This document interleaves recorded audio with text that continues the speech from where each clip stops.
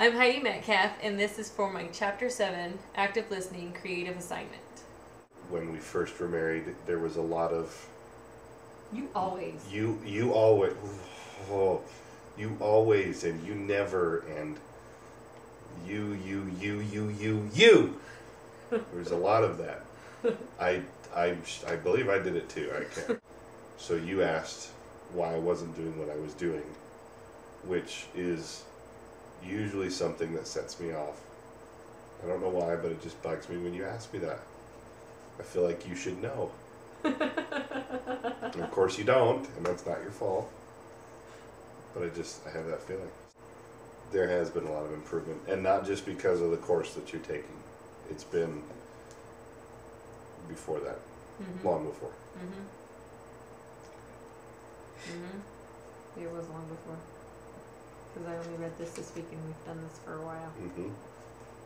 Our communication has gotten exponentially more effective since about 2009. Why do you think?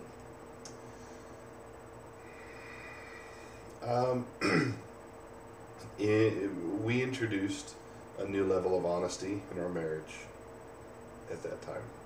So honesty definitely plays a part in why we communicate better? Yes, I believe dramatically, because when there was deception in our communication, mostly on my part, if not completely on my part, it's very difficult to hold a conversation, because every question on your end needed a new lie. A new lie or a new augmented reality to further the original idea. So there's another discussion on the discussion boards that's basically says how honest should you be with your partner as far as past history, right? What's your feeling on that? So I found again in 2009 that my previous misdeeds, the things that I was dishonest about, the details of which do not need to be shared, we've been through, they needed to be brought to light because they were affecting our relationship, our finances. Would you say that is the same as someone who just doesn't tell about their past, as far as like how many people they may have slept with, or how many people they may have? Is it the same, or is it not? I think I understand your question. I believe that they're two distinct things, and I believe that one, you can, I believe that a person should have the choice to maintain discretion with the other. And I'll tell you that why our issues that I wanted to bring up affected us. It was all done while we were married, and it was all stuff that pertained to our relationship. But if I had things that I had done prior to our marriage, relationships, how far they had gone, how many people, and even details of whatever nature, I think that a person should have the ability to keep that discretion to themselves. So, and I agree. I think that there are some things that if it's in the past, it's in the past. It shouldn't matter too much unless you think it could potentially affect your future. I would agree with that, and the reason that I agree with that is because with past relationships and or sexual encounters or whatever the case may be, I've found that if I have found out anything about your previous relationships, I start to feel envy and jealousy, and they're just they're so misplaced, because I have you now. We are in a relationship. There's no reason for me to feel those things, but it's just almost like an innate part of nature that I can't control. Do you feel then, if you have the envy or the jealousy, that you start to lose that active listening skill again?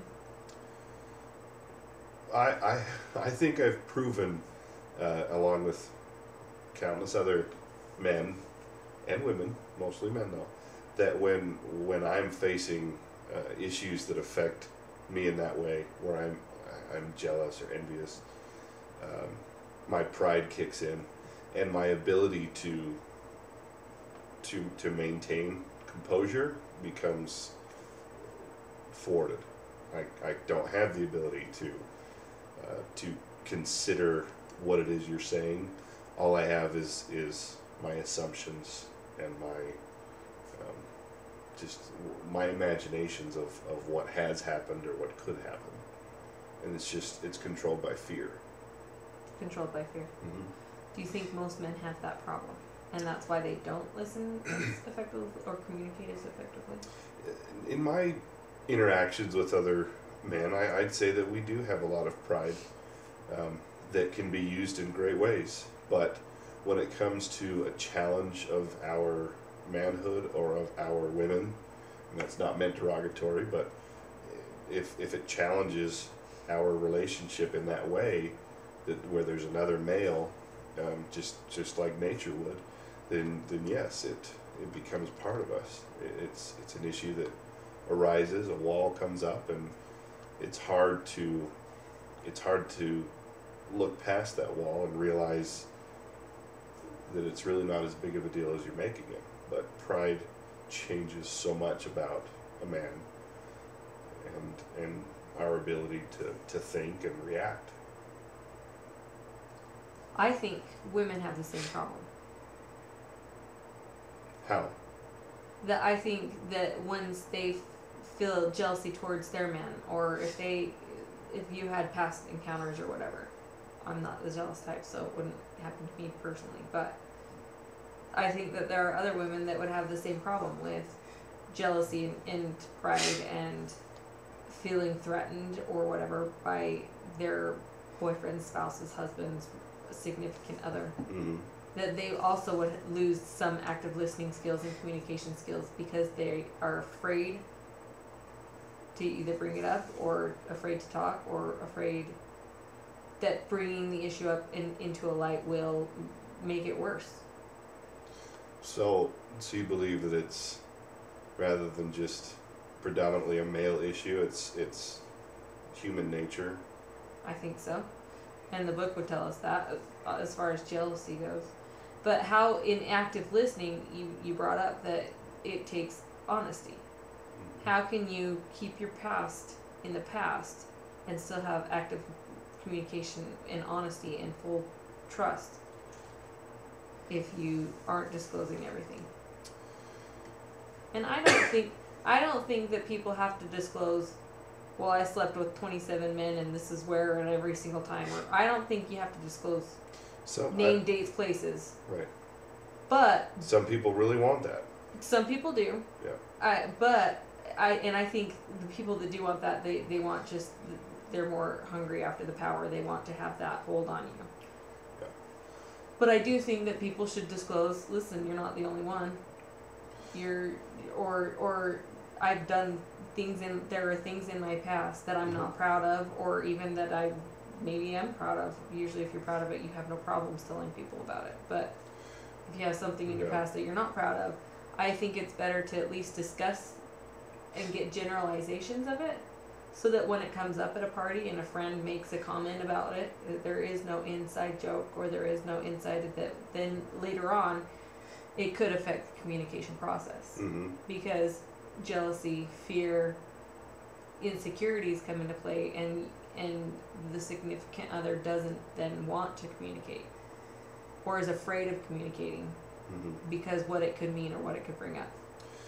I understand your point, and to answer your question, I believe that you can still have honesty in a relationship without fully disclosing everything about your past. And I will say that I believe that by fully disclosing, including all details of your past, could be hurtful. Mm-hmm. And it just, as I said, if it's with other people and it doesn't pertain to your relationship in a meaningful way, I think a generalization should be enough. Yeah.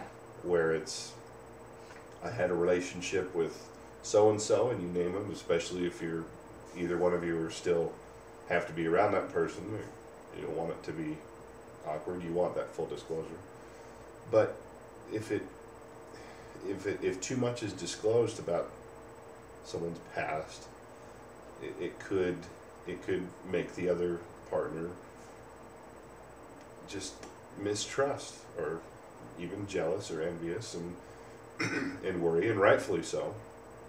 But that's where the level of trust has to come in a relationship at an early age or early stage of the relationship, where you are stating, this was the basic of my relationship, what was done, and the rest, it's in the past, it's over, and the other person just has to trust that there's not going to be a temptation to relive that, and that you can move on together. So how do our nonverbal skills help us to continue communicating? I've always been a big proponent that reading someone's body language and their tone of voice, well, that's a verbal skill, but your body language and your facial features as you're discussing things with me, are very telling.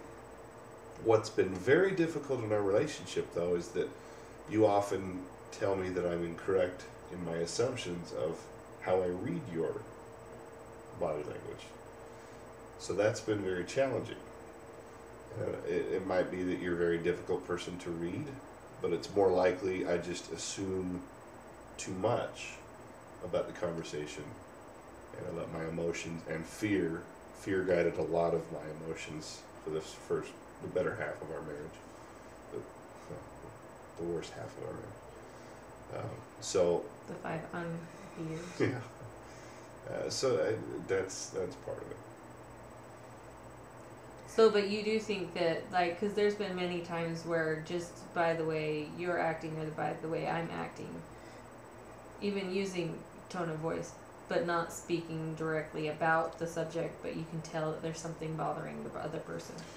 Yes, and conversely, there have been a few encounters where, and I can't recall specifics, but for some reason or another I was very upset, or I was just very afraid of something irrational, where, if you were going to leave me or something. There have been moments when I've had that irrational fear, and you have, to quell that fear, rather than just saying, you're being ridiculous and blowing me off, you came and you touched my arm, or you gave me a hug, and you included that physical contact, and it completely subsided all of my issues. You used a very soft voice, you looked at me in the eyes, and confirmed that I had nothing to worry about. And again, it was irrational, and you shouldn't have had to do that, but occasionally I've needed it, and you so that's part of the active listening skills, the actively being involved with each Yes. other that we have improved upon over the years. Yes. How did we get to that? I don't know. It's been exponentially better, as I mentioned, and it's just, I believe it's just through trial and error. We know what doesn't work when we communicate with each other. We know, most importantly, that we're not willing to throw this away, which is a motivating factor for us to continue to grow. And what I've noticed in a lot of marriages that have come to an abrupt end in society or in our friendship circles, or wherever the case is, I don't believe that there has been that resolve, where it's almost as if there was a possible endpoint before it started. So why bother? But you and I have this knowledge and faith that we're going to keep it till forever and ever, and we better fix it now. So it's been our motivation to create new ways to communicate, and to disregard ways of communication that were clearly ineffective.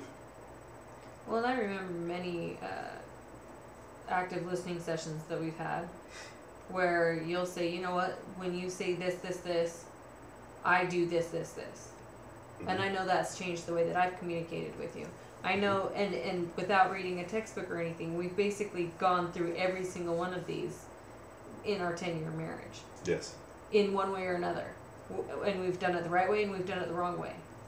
And when we talk to each other and we say, listen, when you tell me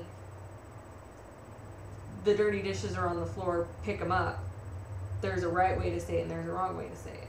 And if we say it the right way and we really think about how would I want that to be said to me, for me to change that behavior, and then reciprocate and do it, that has helped us the most. I agree. I believe that you and I have both improved upon that dramatically.